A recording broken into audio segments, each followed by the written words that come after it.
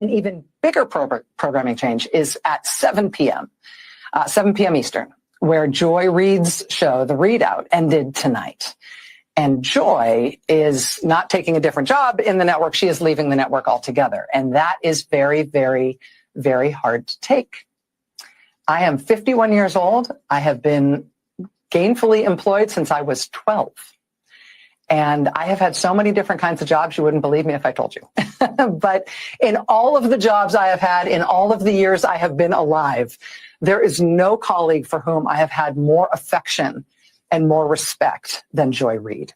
I love everything about her.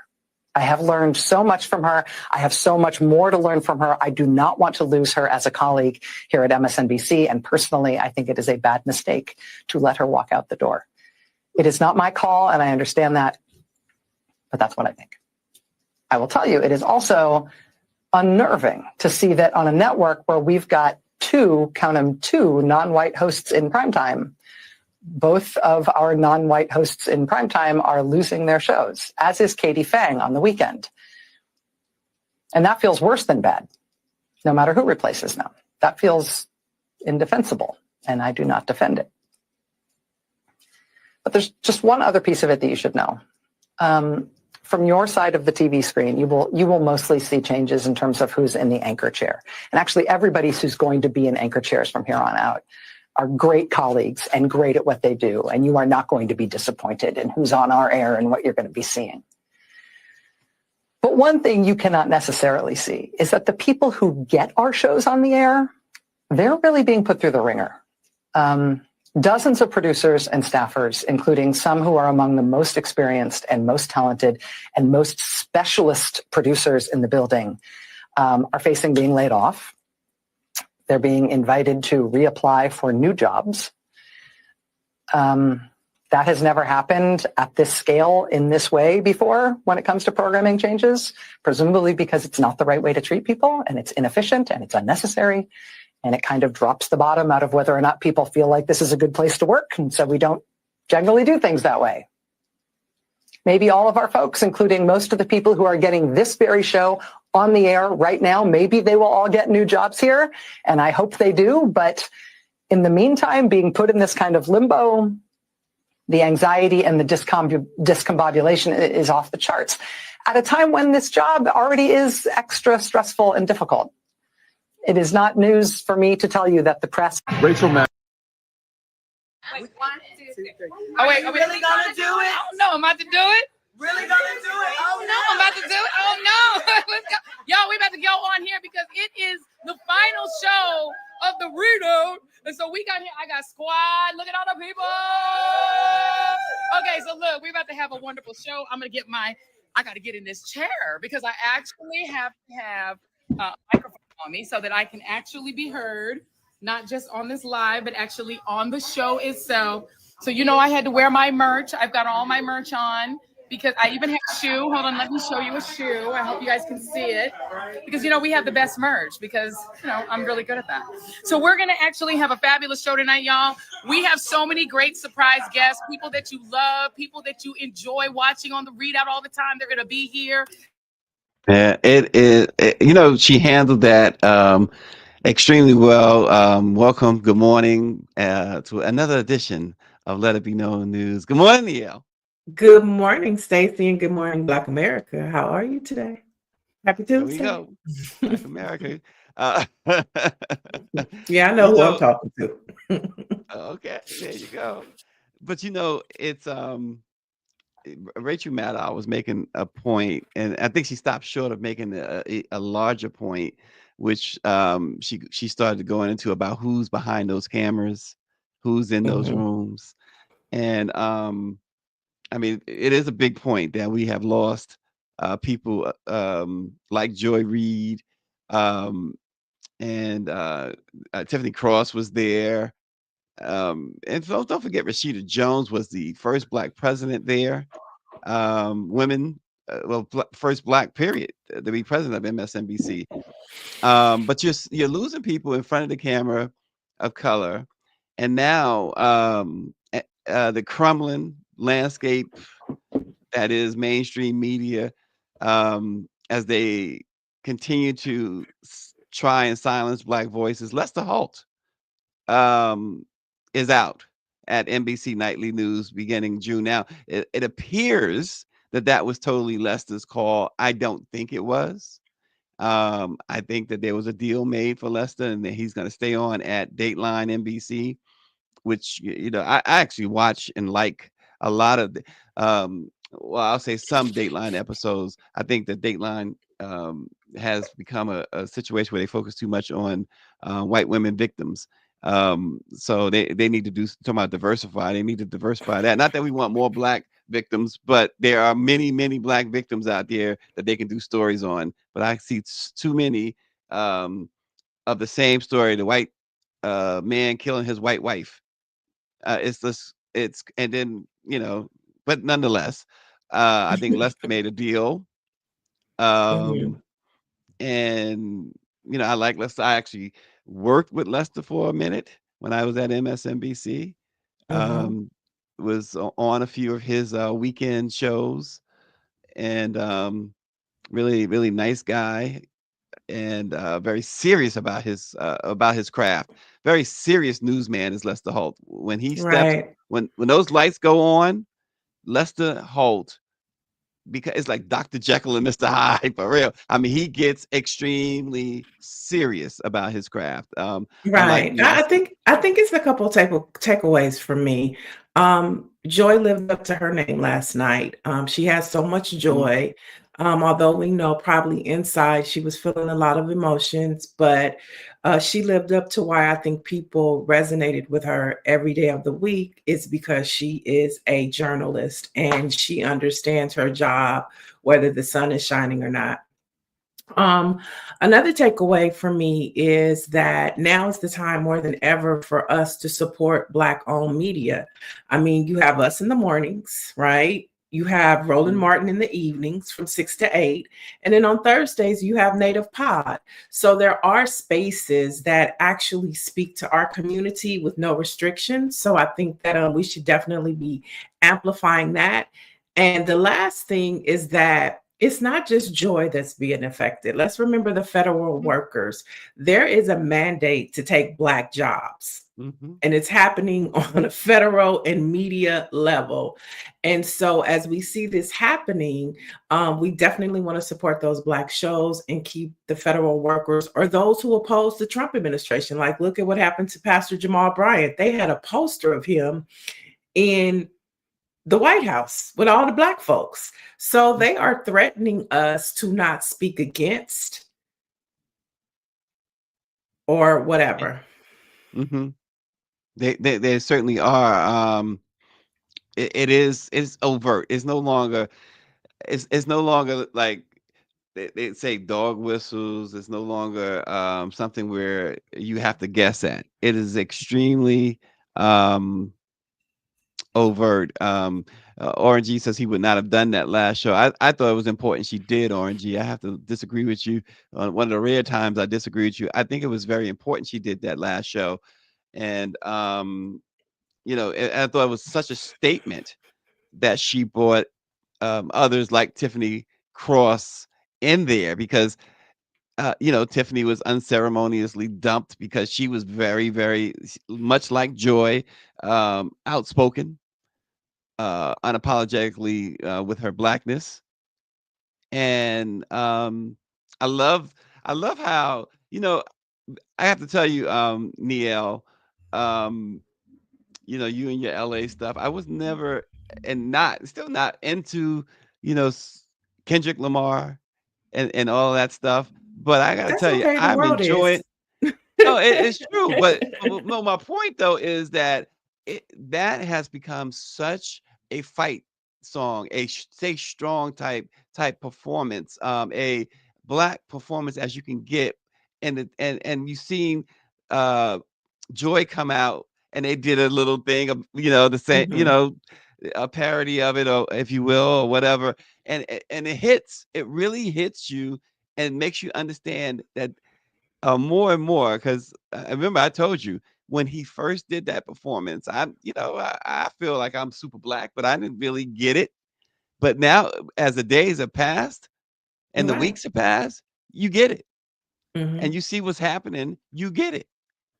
And So and I and I and really and, and appreciate if it. we're going to talk about Kendrick a little bit, I just want to uplift to your point. It's art, and art is interpretive, and sometimes it takes you a minute to catch it. He is a Mhm, Pulitzer Prize winner, and mhm, so he gave you something that still speaks today, just like the song "We Gonna Be All Right." And he had that picture of the album in front of the White House with the hood, mhm. looking, to some people it's intimidated, to some of us it's just culture and where we come from. But that's just what he does. And I'm so glad that in a time of hip hop where you have artists that are just talking about nothing, drinking, clubbing, butt lifts, just Mhm. anything but what needs to speak to these young people. You have somebody like a Kendrick Lamar that is changing the narrative and bringing a level of consciousness back to hip hop. See, even David Youngblood, David says, I was not a fan of Kendrick, and he says, quote, I thank God for that performance. I've grown from it. Um, he knew, like, to your point, Kendrick knew exactly what needed to be done and did it. And and it's like, look at where we are. Look where we are. Mhm. Yeah. So, Joy coming out to, are you really about to do it? When you hear that, it's like, oh boy, it's like a chill that goes through you, because you Mm. know that you about to get somebody's you know, best, or about to get somebody's hit. So Mhm. it resonates now more than ever. But to your point, you got all these federal workers, and I know it's not lost. See, the thing is, I know it's not lost on a Joy Reid what's happening with these federal workers. I know it's not lost on a Tiffany Cross what's happening with these federal workers, because again, a good majority of federal employees, federal civilian employees, are Black. Right. That is so true.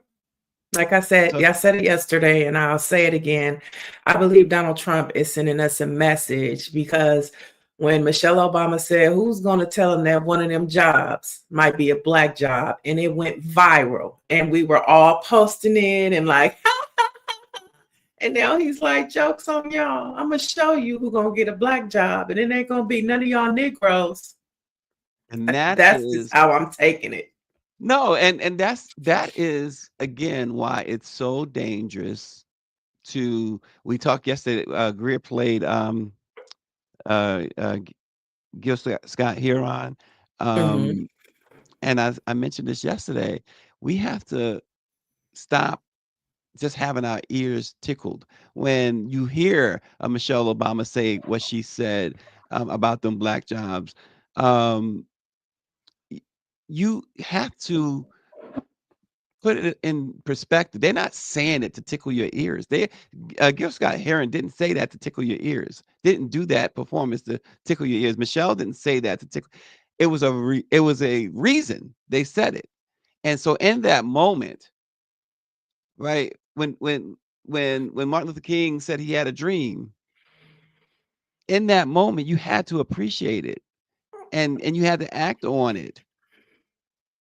And so we can't just sit here and just have, oh, that was great, and move on to the next thing if there's a message behind it. And there was a huge message in going back to, just to bring it full circle, to Kendrick Lamar's halftime show.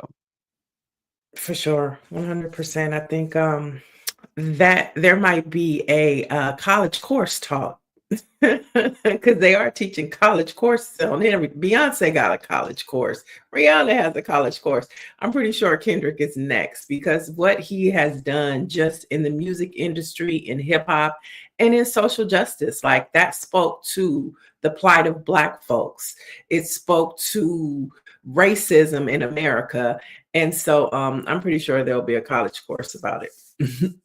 Yeah, and Trixie says the Akai or a Drewski, if they speak up on their platforms, that will really reach the crowd. The problem with them, they seem like it's all about funny for them. It's all about the laugh for them, and they should take a cue from their peers, those who came before them, and those who are still around, like Eddie Murphy, like Dave Chappelle, especially Dave Chappelle, because Dave Chappelle will make you laugh, he'll make you angry, but he will all there's always a message in what Dave Chappelle is telling you. Yeah, he makes Um, you think. He's brilliant. Very much brilliant. And even, we talked a bit about Richard Pryor and folks like that with J. Anthony Brown. Um, as funny as they were, Bernie Mac was the same way. As funny as he was, he could make you think about some things. Right. I just still I disagree with Jay about they would fit in right now, because I really do believe like a Dick Gregory, a Paul Mooney, they would be canceled. The stuff that they said, even though it was speaking truth to power and they told no lies, it's just in this climate we're in of you can't say this, you can't say that, cancel culture. I just don't know how that comedy would fare in today's society. Yeah, and Bobby Henry, the chairman of the NNPA and publisher of the West Side Gazette, is watching, and he says that they are not like us, includes those who look like us, and we had that last Friday. Right. That's we had, look, that is Empress says that is why we need to have our own businesses and we need to build our own communities, and I think that, um, Neil, I think that it's coming to that. It's I coming hope to that. I so. think that there's a realization. We're seeing, the NAACP, the Urban League, all these other entities, the Black Press, NMPA, having these meetings on a regular Mhm. basis now. I think it's coming to that because it has to. It has to. And those who are, as Bobby says, that look like us, that are not like us, they gotta be forced to get on board, and it's gonna be up to us if they're gonna be allowed to get on board. It better not be up Hey, to me, but hey, Moses, aka Harriet Tubman, she left a lot of Negroes, okay?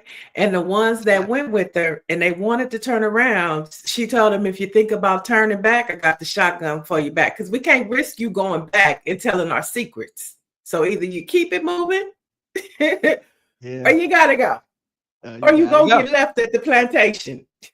Yeah, We're gonna leave you at the plantation, but if you go, you can't turn back. Okay? Can't turn back. yep. Can't turn back. Yesterday, I saw, excuse me, a video I'd never seen before. Um, and Greer says I had to stop for a minute because I wanted to see what our fearless, faceless producer says. I'm on the Harriet energy, she says. Me Um, too. Yeah, I know y'all are some militants. Bobby Henry, we got some militants here with Niel and Greer. As you probably know that Greer is a militant. You probably had to guess whether or not at times Niel was I've never guessed it. I've always known Niel was a militant. So, but I watched a video yesterday that I had never seen before. And I'm surprised I never seen. Oh, Greer says you're worse than her, Niel. So I don't think so. But well, you know what? For this type of movement in this type of climate, I'll be that. I'll take it, you know? yeah. Yeah, I'll take it. And it gets Okay. scary because it in this time of climate, it's like, how far will you go? Yeah. You know, a lot of people during civil rights lost their lives or they got beat up, you know, for standing up. And we're definitely coming to that time. I know yesterday, just before you move on, I saw that police officer that was during the Capitol riots, when those Mhm. degenerates took over the Capitol. And the Proud Boy that got released, the president of the Proud Boys, for some reason, he ironically was at the same place, the same hotel that this police officer was at, and he was antagonizing him and talking crap to him. Right. And so we are just living in such a hostile climate. And these Trumpsters, these Klan folks that are supporting Donald Trump, they are getting bolder and bolder each day. So to the point of you never know how far we're going to have to go. We just don't know. Yeah, I listen. I would not make it. I'd be like, you remember Eddie Murphy? Was it Delirious or Raw? One of the two. I ain't baling no hay. You build that. You build your own hay.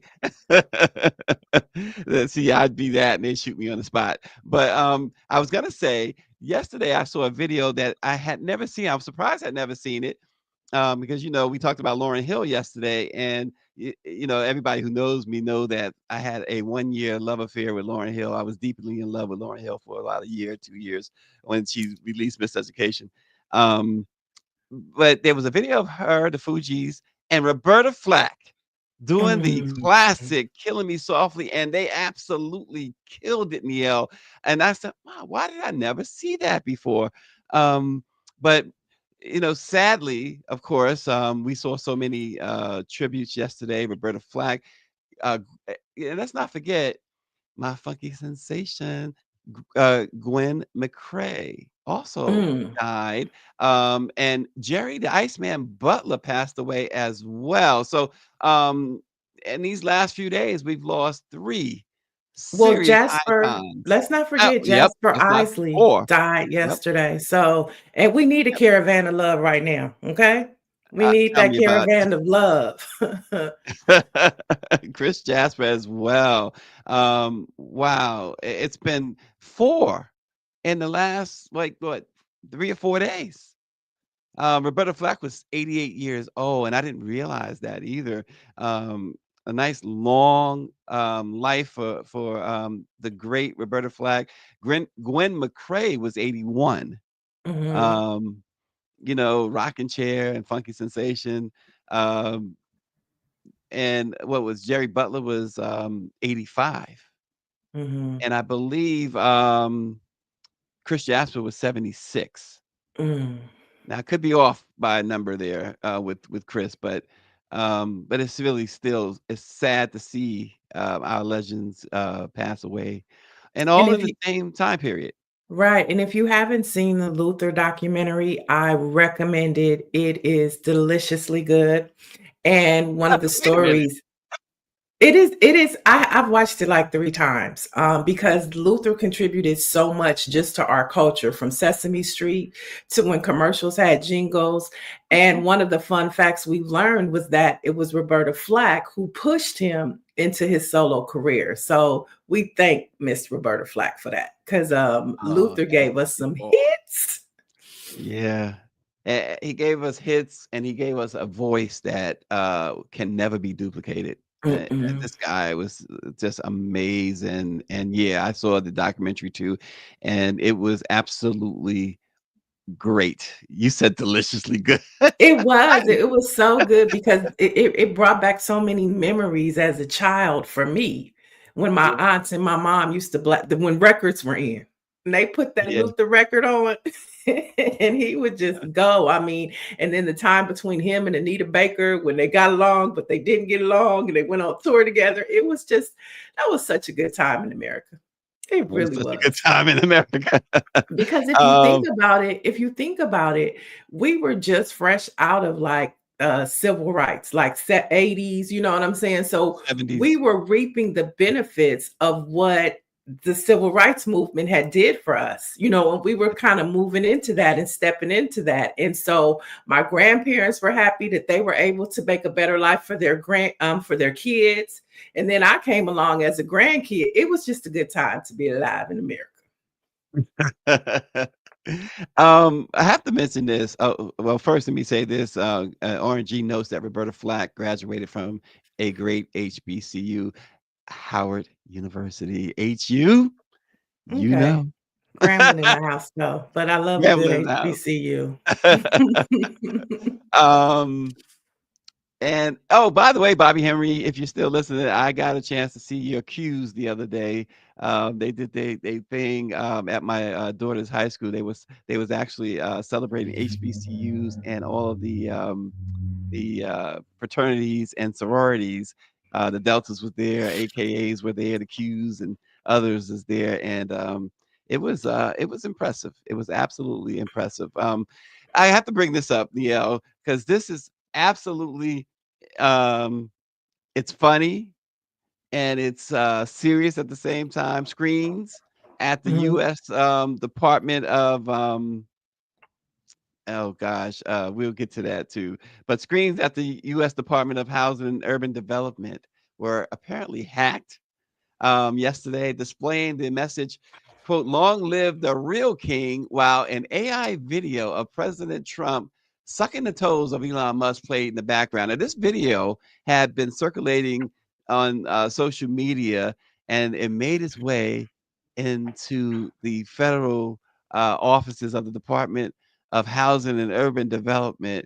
And the dictator is not happy. I just think about how we look across the world. We look like idiots. The country that led the world is now the joke of the world. And it's insane. It's insane. But I thought it was funny because I bet you we would. It's a comedy show in the White House. That like the show The West Wing. I bet you it's so much chaos, and the right doesn't know what the left is doing. And we needed this. We needed this, and it just shows just how fragile our infrastructure is within these government agencies. Because how is that able to even get on the screen?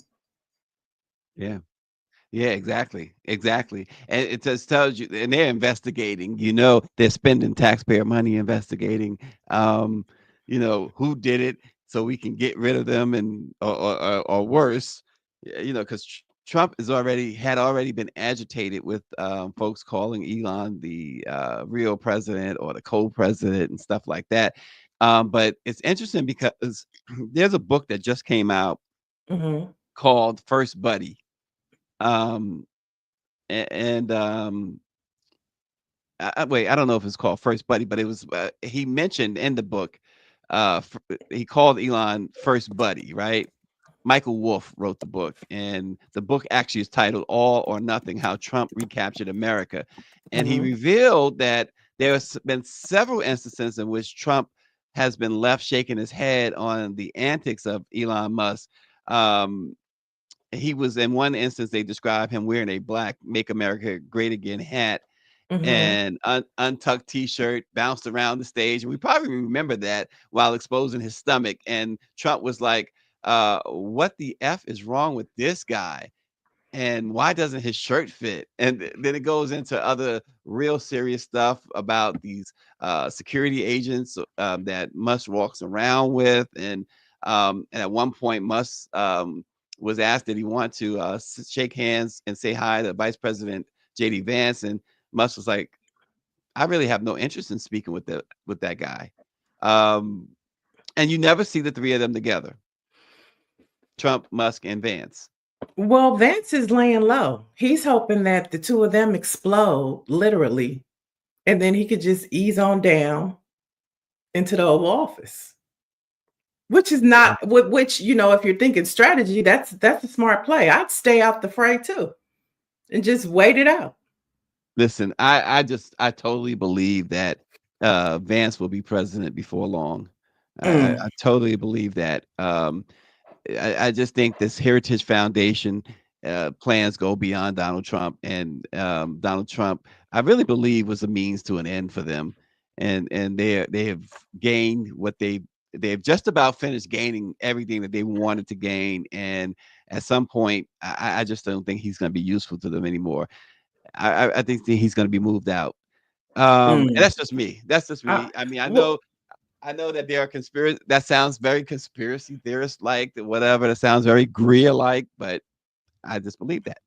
well, Stacey, you brought up the Divine Nine a few minutes ago, and we have somebody here that is a member of the Divine Nine. All She's right. also she's also co-chair of the Black Church PAC, and she is the co-author of this book that I encourage everybody to read for colored girls who have considered politics. And she is the former co-chair CEO of the DNC. Let it be known, family, welcome Bishop Leah Daughtry. Good morning, everybody. How y'all doing? morning. Good. Thanks for joining us this morning. Let's go back a little bit, Bishop Daughtry. Were you watching Joy Reid last night? And give us your thoughts and takeaways. Absolutely. I joined with my sisters in the Black Women's Leadership Collective, and we did a watch party. So there were 5,000 of us on our live stream last night watching Joy, and of course offering our commentary along the way.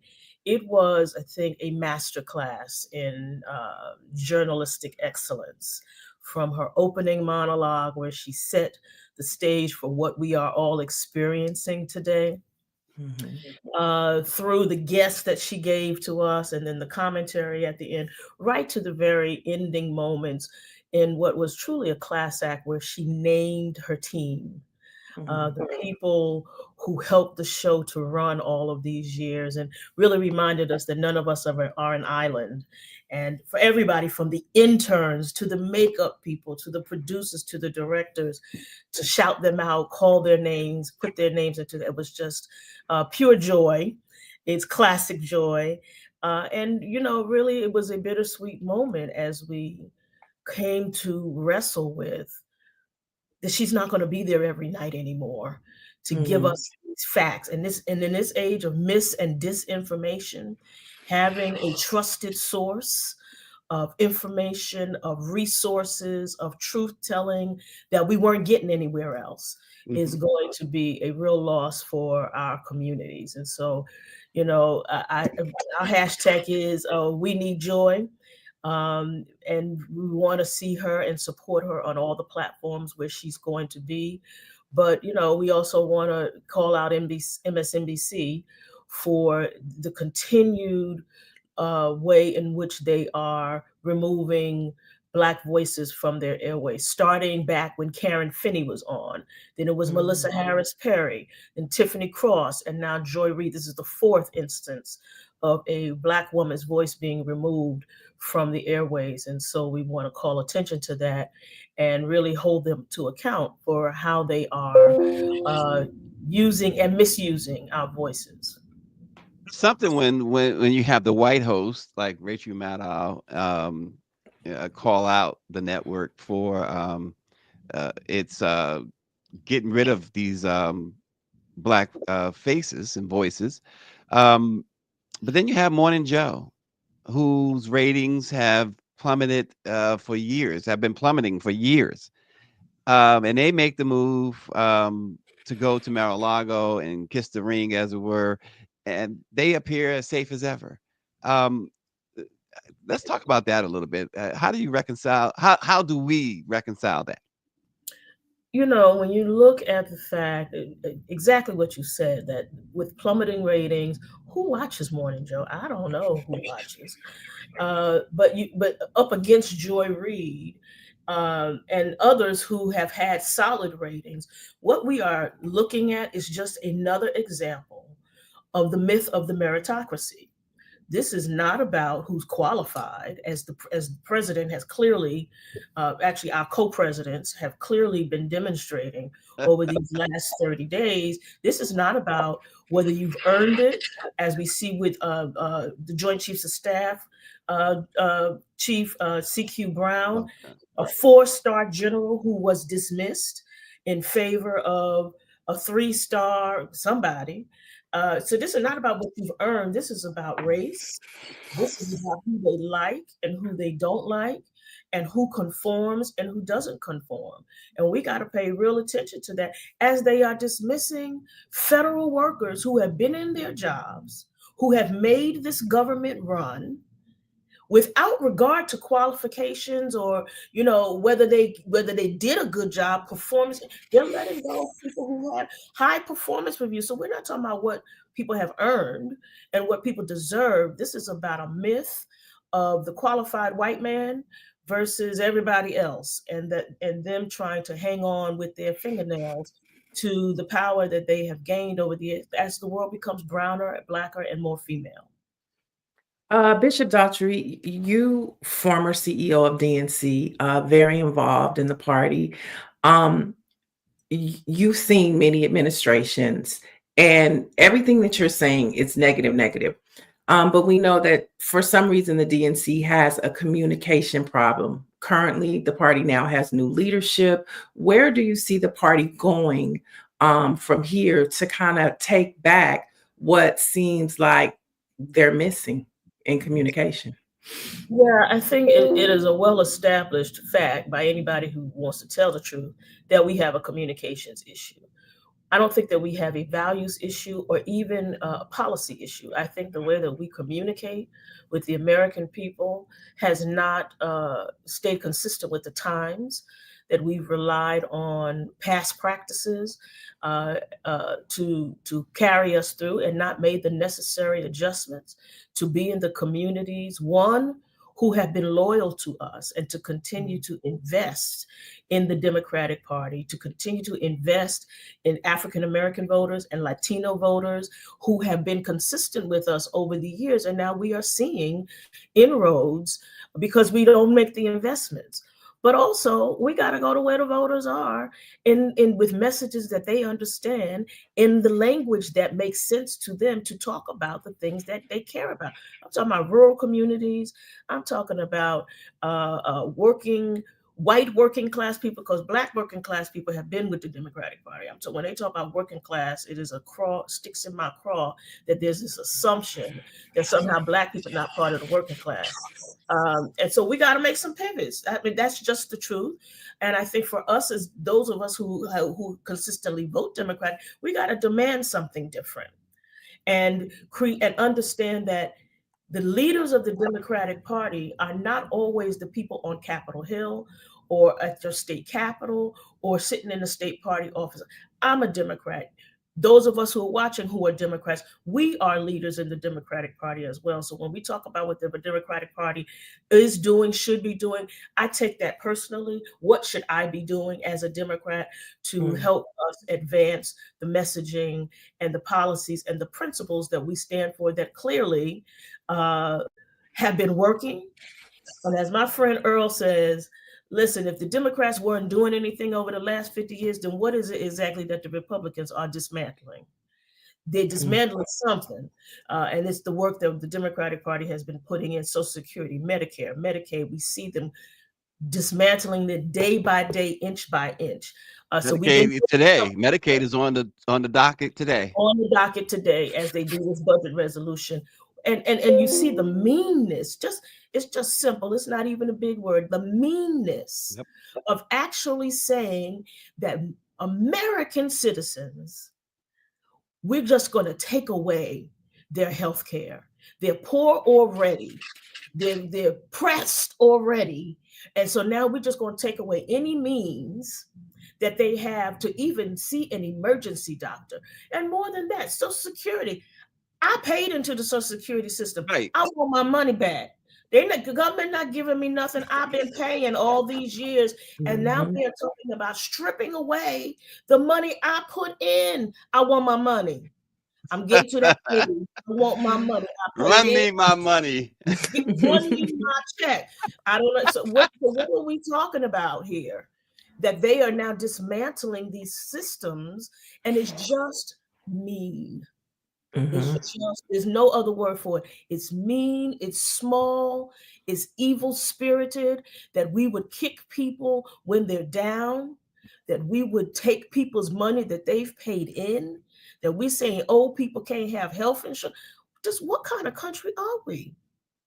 That we don't want children to have school lunch? Come on. School lunch, yeah. That was a staple when I was growing up. I mean, you had, not only did you have school lunch, but during the summer you had free lunch, the free lunch programs and stuff. And there are lots of communities in America where if there's no school lunch or free lunch in the summertime, the children don't eat. Yeah, exactly. And that was the point of it. That was the point of it. Right. We really saw that during COVID too. Yeah, we saw it during COVID as well. But let me ask you this. You know, we talk about and have had recently discussions, if you want to call it that. Neil wouldn't call it a discussion, with Black folks who strongly support what's going on with this administration. How you're in the community, you are, you certainly have you don't just dip your toes in. You are fully invested in the community. How do you talk to individuals like that? You know, people are entitled to their opinions, and everybody's got what they think and what they feel. And one of the senators used to say years ago, everybody's entitled to their own set of opinions. They're not entitled to their own set of facts.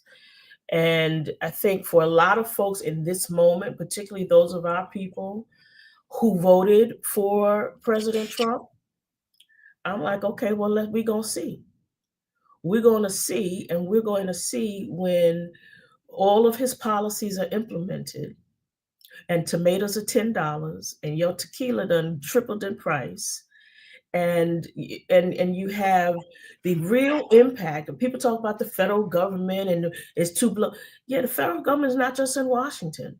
Federal governments across this country, and we are all going to have friends and neighbors who are going to lose their jobs.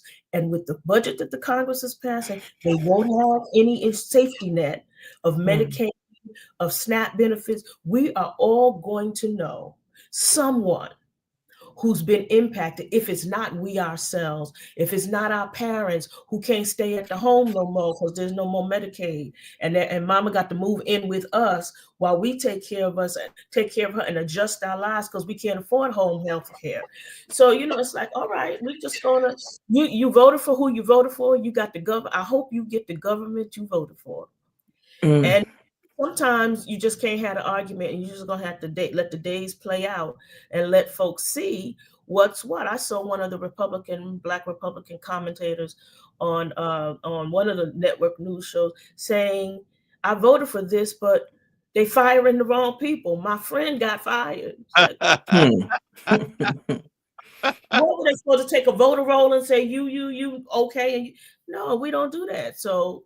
Yeah, I think the reality of all of this is going to kick in. And so I don't spend a lot of time arguing with people about it. It's like, okay, check me in. Let's check in 3 months. Let's check in 6 months and see if you got what you voted for. And if this is really what you're getting. Right. Let's talk a little faith and politics. I have a personal question. I want to get some guidance from the bishop right now. I want to talk a little bit about prayer. Is it okay to pray for the wrath to come upon Donald Trump and his administration? Or how should we be praying? How should we be praying, Bishop Daughtry? I need to know. Wait a minute. You're supposed to love your enemy. I mean, hey, I'm human. And I know it's a lot of people who have this question. Here's what I pray. I pray for God to be God and for God to do what God does best. And all of those kinds of cosmic judgments about I don't like to pray evil on people because I do believe in reciprocity in the universe. And so I just pray that God's justice will meet everyone where they are. And if the God I believe in is the God that I worship and the God that I serve, then I know that the scripture says God is angry with the wicked every day.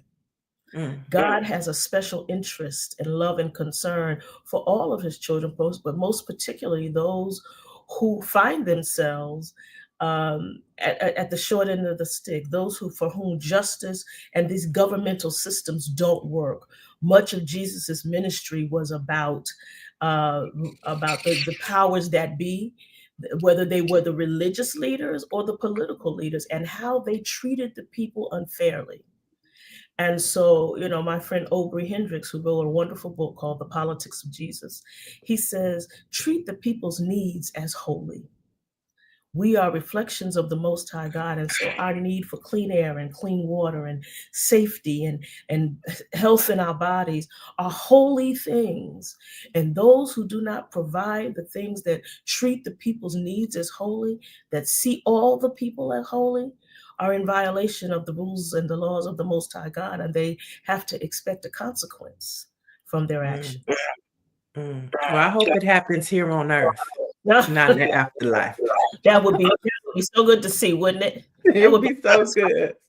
But I want to talk to you about. Wait, Neil, you know what? Where do you, Bishop Daughtry? Where do you have your service at? Because Neil, you should have her up there with you, because it sounds like she Hey. needs a thing. I will She make needs. sure you get a schedule where I'm going to be. I mean, that's a fair question, okay? The saints need to know. It's a fair question. And we Uh, all are asking, I think, where's God in this moment? When is God showing up in this moment? And my answer is God shows up where we are. And so it shows up through us. God's not coming down in a thunderbolt. God works through each of us. And so what are you doing to reflect the values, the grace, the mercy, the justice of God in the place where you are? And so that may mean protesting. It may mean voting. It may mean reading books to children. It may be all of the, but where are you showing up as a reflection of the Most High God and God's values? She puts up with me every day, so that might get her some. that might give her some leeway there. But since we're talking about church, let's talk about the Black Church PAC. And what is the role of the Black Church PAC during this Trump administration? What are you guys up to? We see ourselves continuing our work to be a source of information, trusted information for the people that we serve. We've been engaged now in a series of webinars. We did one a couple of weeks ago, just helping folks understand the executive orders and how they impact us as people of faith, as church leaders. We have one coming on March 3rd about the divestment and boycotts. As you know, one of our board members, Pastor Jamal Bryant, has launched the Target Fast, which begins on March 4th. We're going to be talking about that, but also other boycott and divestment strategies. What's the point of a boycott? Well, what do we hope to achieve in all of these? Everybody's talking about a boycott, Walmart, this, that, one, the other. What's the point? When do you do it? When is that the best strategy? Are there other strategies to deal with these folks who are rolling back their commitments to the values that we have come to trust them for, they have, or the commitments that they have made to us? So that's on March 3rd at 7:00. We'll be continuing to do those so that we can provide information to people that will help them in the communities where they are. We're also going to continue uplifting our prophetic voice, which is speaking truth to power, speaking truth in our communities, making sure that our folks have what they need to hold folks accountable to their values, to the reasons we put them in office, to the reasons we go to their store. So we're a source of information, a source of education, a source of prophetic calling, and a source of priestly intervention where people need help. We all have members who are threatened either by the federal cuts, because their health care is on the line, because their schools are losing funding, because they may be documented immigrants who are now under attack. And let's be clear, immigrants are not only Latino. I'm from Brooklyn. We got African and Caribbean immigrants who are a crucial part, a crucial, critical part of the fabric of our community. And so, and they're documented. And now we're coming after documented folks, people who've been here, who have their papers, who got their social security numbers, who pay their taxes. Now they are under threat. So the Black Church PAC will be championing these issues, making sure folks have the information they need, making sure we're a trusted voice in the community, and that we are pressing for the issues that reflect the values that we believe in, which are the values we find in our sacred text. You know, it's very obviously a very polarized atmosphere now and polarized environment. How do you reconcile differing political views within the diverse faith communities? It seems like you hear one faith, they're talking about this, like Trump went to the I guess it was a Catholic church, and he didn't like what it was a woman priest. He didn't like what she had to say, and all of a sudden she's disappeared. She's not with the church anymore, etc. And then you see this black MAGA guy, preacher, whatever, black preachers for Trump. How do you reconcile these different political views with these different faiths? But it's the same God. We praying to the same God. Are we? Same Bible. Yeah, different, but it's different interpretations. And so you have to, one of the fundamental questions for me is which God are you praying to? Are you praying to the God of the slave masters who used scripture to keep us in bondage and to justify their holding of slaves? Are you praying to the God Pharaoh was praying to? What God are you praying to? Are you praying to the God of Bull Connor? Because he was in church every Sunday. What God are you praying to? The God that of those who sat outside the encampments of slaves and in the motherland, had their church built right outside where they had people shackled inside? What God are you praying to? Because that's not the God of my understanding. So that's not the God I read in the text. So what God is it? And I think that's where the division comes in, because we pray in the different gods. Our understanding of God is different. I don't know about a God who holds people in bondage. I don't know about a God that blesses lynchings. I don't know about a God that is at the lynching tree while you sing hymns, pouring gasoline over a man. We got two different understandings of who God is. And until we reconcile that in the body of Christ, there will always be a rift. There will always be a division. And it's one that God's own self is going to have to settle. And we'll settle it on Judgment Day. But I'm not going to be, and I will not be in community with people who serve a God who believe that I am less than, that I do not have the same breath of God that they have. Then we serve in two different gods, and there cannot be a reconciliation until there is repentance. That was church. Okay, we having some church this morning. Didn't even know it. Let's talk about. You brought up Pastor Jamal Bryant, and when they had the Black History celebration at the White House last week, some of the Black folks had a poster of Jamal Bryant, taunting him, or I don't know if they were trying to send a message to him. What do you think about the climate? And are you fearful, or, for leaders who speak up against Donald Trump? We are in very dangerous times right now. And so I think we all have to be concerned about anybody, whether they are preachers, leaders, whoever, that is choosing to voice their opinion that may be contrary to what's happening. That's the times we're living in these countries.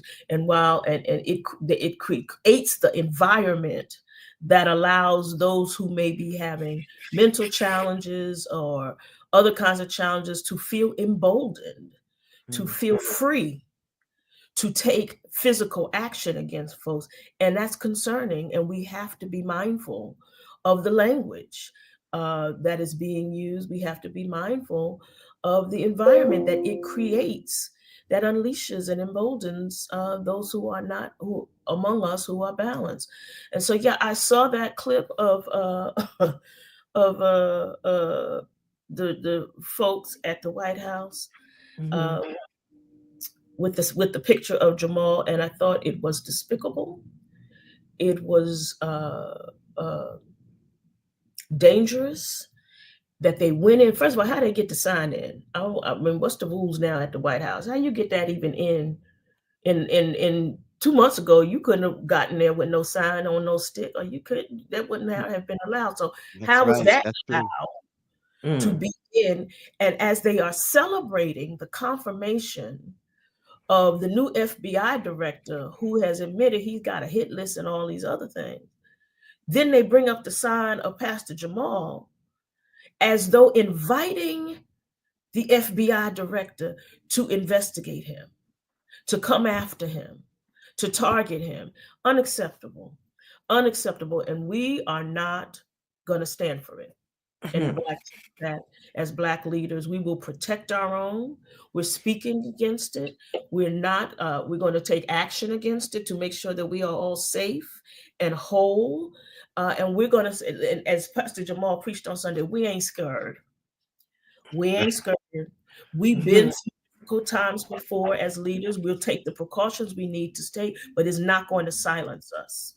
is not going to silence any of us from doing the work that we feel called by God to do, and to hold this government to account for how it cares for God's people. I've always said evil lives a long time. And so what is motivating? You chaired the DNC, and you've seen a lot in politics. You've seen a lot from both sides. Obviously, you've kept your eye on the other side, Republicans. But what is motivating? What is the top motivator you believe is keeping these Republicans in line with Trump, although they are on record in previous years disavowing him? I saw those. We talked about those lawmakers who had these town halls in which the constituents were really getting on them. And some of them are spinning it this morning as if, no, it's just that they don't understand certain things, but they do support what's going on, when they clearly did not support what is going on.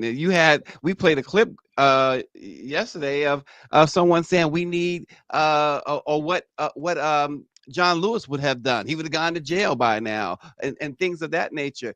What do you believe is motivating these people to still go against? I mean, he talked about the wives of some of these Ted Cruz and Marco Rubio, made fun of their wife. That's the last straw for many, right? That's like saying, yo, mama. What's keeping them? I think it is the desperate quest for power combined with fear. I tell you, some days I think that Donald Trump and these MAGA people got files on everybody, and there's something in the files they don't want to come out. But I also think that they've fallen in love with this idea of power, and so they are willing to suffer the degradation of having your wife called names, having your children called out. They're willing to deal with that so that they can have a title in front of their name, and so that they can have whatever, comes along with whatever accoutrement comes with being a U.S. senator or a governor. And so they will suffer the embarrassment, black and white, because Tim Scott has certainly been the target of President Trump. And the thing that I don't understand is they stand right next to him as he is disrespecting and degrading them. Yes, and that is what part of what drove that question. And because the people I know would have been like, "And who are you talking to?" Right.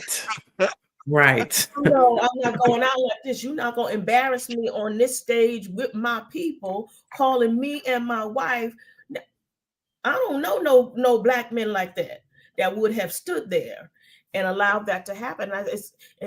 You must want power so much. You must have this unquenchable thirst for power and fear of retribution, or what you think retribution might be. But have you seen this? I'm sorry, but have you seen this with prior Republican presidents or Democratic presidents, for that matter, too? Have you ever seen anything like this? You've been around this game for a while. It's brand like God's mercies. It's brand new every day. It's like, they did what?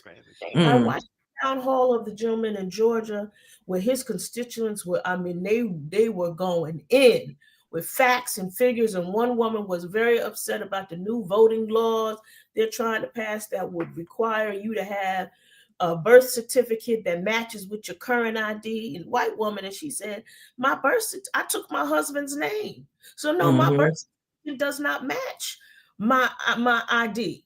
So I'm going to be disenfranchised. And they estimate that 69 million women will lose their right to vote because their birth certificate doesn't match their current ID, which is their married name.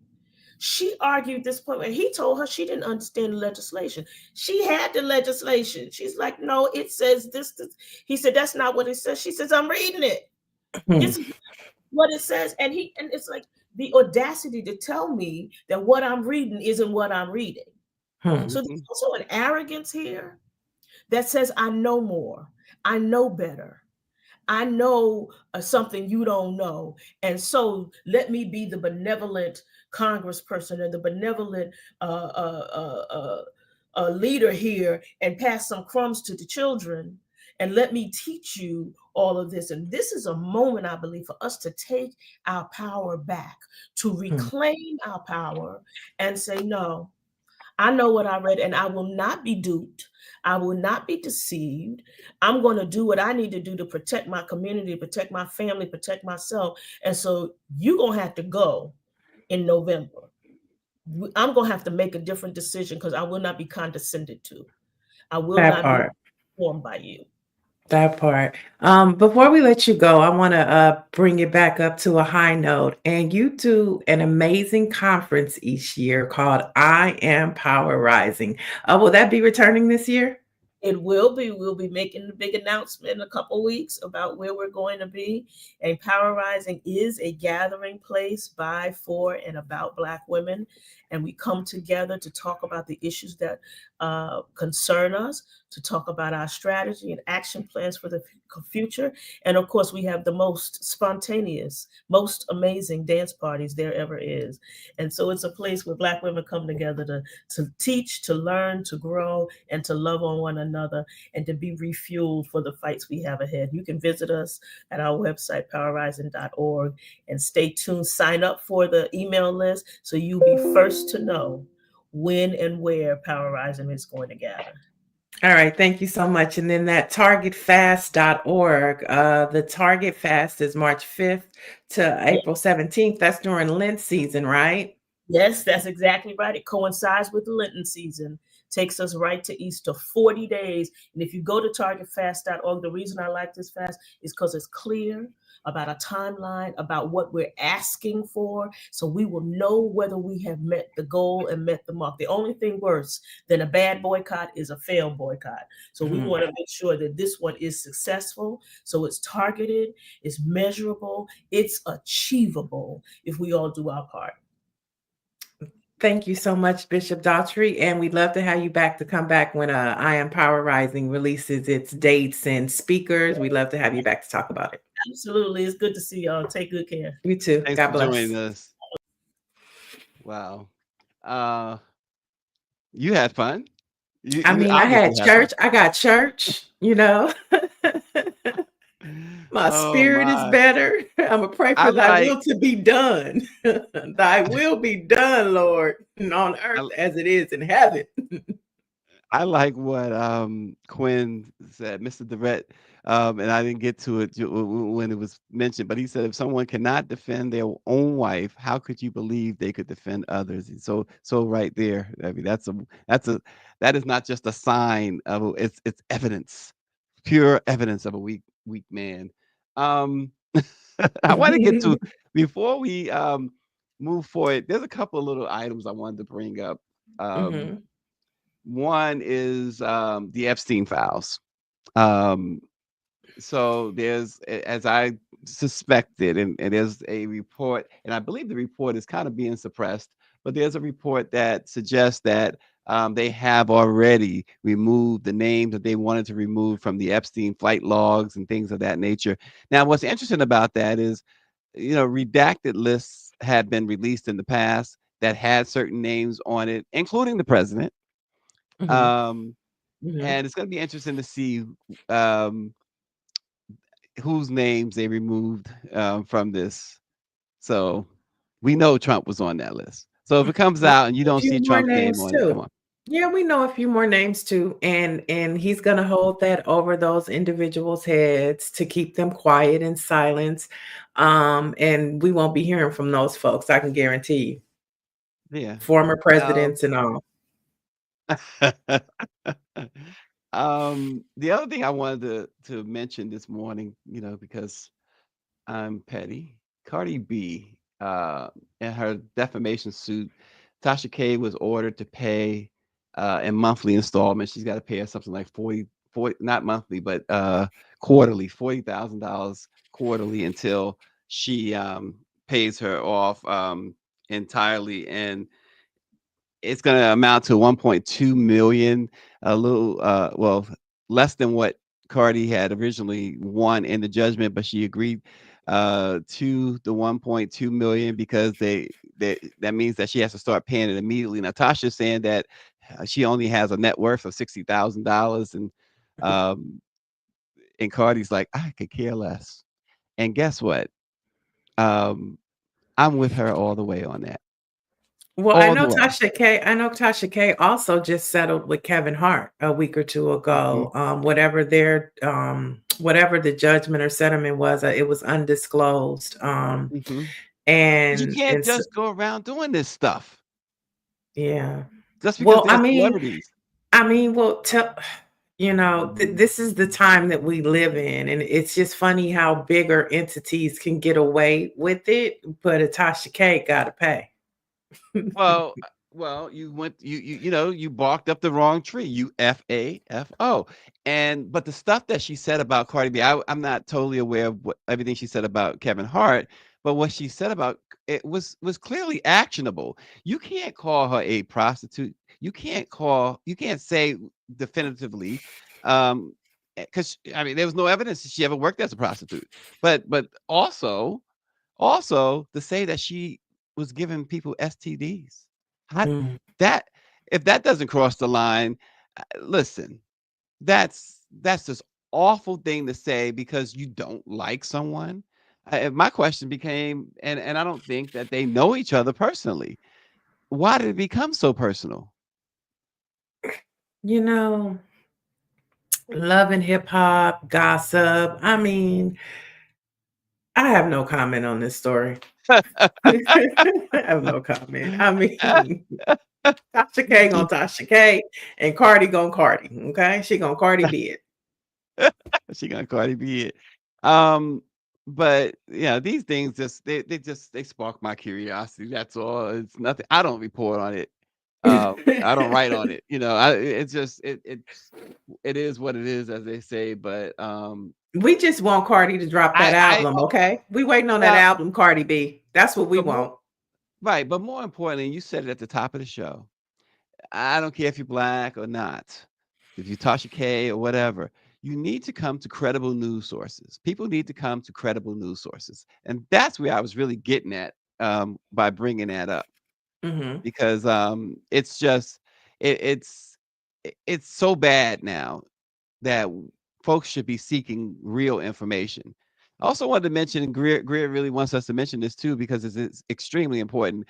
Tennessee State University and its financing crisis, they're saying that they could close up totally by the spring. It's so, and it will be another HBCU going down. And this, again, this is as you call it, a FAFO thing, because you had an administration prior to this that was supporting these HBCUs like no other administration had previously. And then you get this guy, everything anti-Black, anti-brown, anti-diversity, period. And now we're starting to see the payment come due. Unfortunately, they're in the crossfire. What I would like to see happen with these HBCUs, because when you look at PWIs, their alumni and they're the contributions that they get are in the millions, right? And I'll be the first to say, attending an HBCU, alumni, they don't do a good job at giving back to the institutions. Now, we'll pull up for homecoming, we'll pull up for spring break, we'll go to Bayou Classic. But as far as sewing back into the institution, we have to do better. Because just think about if the alumni alone at TSU, every alumni gave $100. Just everybody gave $100, $50, $20. That would help the college. And so sometimes we have to look within ourselves to take care of ourselves. And so I think this is a good opportunity to push for alumni to start taking care of our HBCU institutions. We know that we need the federal funding, but we know what we're dealing with. So now we got to go back to the village. It takes a village. Alumni, TSU needs you to pull up. And they need you to start dropping 20s, 50s, but preferably hundreds. If everybody gave $100 through the course of that institution, they could be sustained. Oh, I don't know the numbers, but RNG says TSU is underfunded by $2.1 billion. I mean, does that sound it sounds like more than alumni have to Well, we gotta jump fact in. check that. But I'm Yeah. telling you, if the alumni would start, Yeah, so I'm seeing. Oprah Winfrey is an alumni. She could give $5 million. Or Drop better, it like yes. that. So I'm seeing several reports from September and one as recently as January 7th that TSU is indeed underfunded by $2.1 billion, as Orange says, including Inside Higher Ed and the Tennessean newspaper, as well as News Channel 5 in Nashville, is saying that, yes, indeed, $2.1 billion. You still got to start somewhere. You Yeah, still you got gotta to start start somewhere. I somewhere. agree. And I think it starts with home. And like I said, Yeah. I'll be the first. I'll be the And first. You know, we pull up for homecoming, we pull up for spring break, we pull up for Bayou Classic, for the picnics. Well, not picnics, cookouts. We don't say picnic, cookouts. And so we just need to do a better job at being better stewards of our institutions. Just Empress like says the white folks at PWIs. she says Oprah's not like her. I love Yeah, but Oprah. you know, but the thing about it is Oprah and those folks, their day of reckoning is coming. And I say this like meaning this, that their day of reckoning, meaning that at some point they're gonna have to make a decision too. Are we gonna step up and support the Black community in a more robust way? Are we going to step up and support the Black press because we know we need that, because nobody else is going to preserve the history? They're erasing the history, Right. and the only keepers of the history is Black-owned media at this point. And I think that the danger is waiting until it's too late. It's not. This is something we've been preaching long before this crisis about these Black entrepreneurs, Black billionaires, Black celebrities, because most of them got their start through the Black press. They got known through the Black press. At least they got their first ink through the Black press. Somebody writing about them, talking about them, and many of them will tell you that. So it's not just hyperbole. Oh gosh, I was about to say something crazy. But I think that moment is fast approaching where they're going to have to make a decision. It's one of those, as we've been talking about, those Harriet Tubman decisions. Okay. So I really believe that. But alumni, let's pull up to our HBCUs Alumni pull and up. do better. Yeah, do better. And you brought up history, so let's give a few Black history moments before we get up out of here. I'll let you start. 100%. Well, speaking of Black colleges, historical Black colleges, on this date in 1837, Cheney University of Pennsylvania, located near Cheney, Pennsylvania, of course, was founded, making it the oldest predominantly African-American institution of higher education in the United States. It was originally known as the African Institute, and it was renamed the Institute of Colored Youth in 1852. I'm going to bounce a few years ahead on this date. In 1870, Hiram R. Revels of Mississippi was sworn in as the first Black U.S. Senator and first Black representative in Congress. Well, I'm going to go back. Okay. On this date in 1842, Charles Lennox Remond became one of the first African Americans to give testimony before a state legislature when he addressed the committee of the Massachusetts House of Representatives investigating discrimination in public transportation. Now, on this date in 1948, the Reverend Dr. Martin Luther King Jr. was ordained as a Baptist minister. Wow. Well, in 1964, on this date, Muhammad Ali, defeated Sonny Liston for the World Heavyweight Championship. The greatest made his claim, staked his claim to being the greatest with that one, I should say. You see him right there. There he is. There There, he and is. what a shot that is. Wow, what a shot. And if you recall, when he knocked him down, he hit him, and as he was going down, Ali could have hit him a couple more times, but he just took in that moment and watched his opponent fall. All right. And on this date in 1975, the death of the Honorable Elijah Muhammad, who was 77, leader of the Nation of Islam in Chicago, died, and he was succeeded by his son, Wallace D. Muhammad.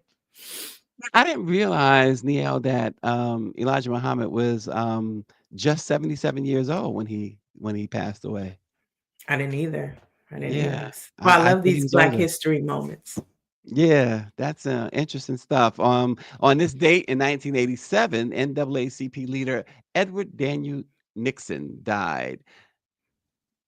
All right, and then you just spoke about Muhammad Ali, but on this date in 1989, when boxing was at the height and everybody loved it, Mike Tyson won the heavyweight title. That's when boxing was fun, and you just wanted to go to Vegas to go to the fight. Yeah, I think that was, yeah, it was actually, and it was in its waning years, though, when you look back on it, because only a few years was left before it really died out, and it was no longer, because the great years, of course, was the 70s and 80s. Sugar Ray 70s, Leonard, right, Marvin Hagler and Tommy Hearns, Roberta Durant, all those guys, and of course in the 70s, Holyfield. Isn't that the one that got his ear bit off by Mike Tyson? Holyfield. What did he do it twice? I don't I thought he remember. did it twice, but yeah, he definitely got his ear bit off. He said the last time, Orangey said that was the last time Tyson had any sense. That's it. That's the only reason why he gets sort of a pass. Tyson does, because it's not there. It's not. He has no clue from one day to the next. I think he has a lot of common sense.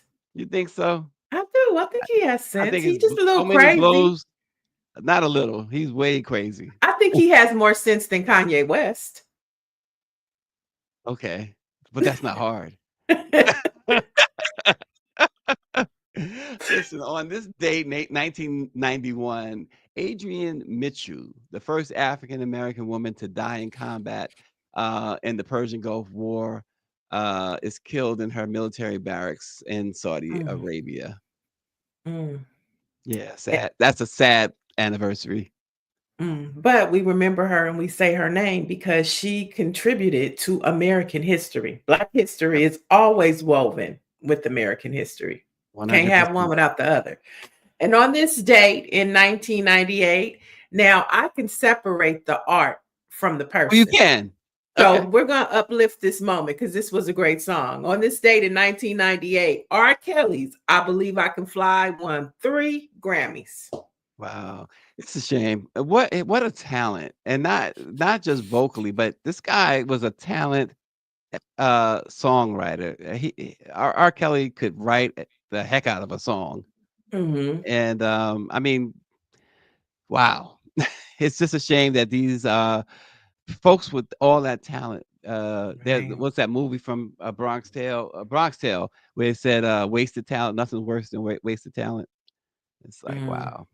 Yeah. And on this date in 1999, white supremacist John King, one of 3 white men accused of chaining James Byrd to a pickup truck and dragging him along a Texas road until he was decapitated, was sentenced to death by lethal injection. Oh gosh. C'est la vie. Yeah. And it was to be the first.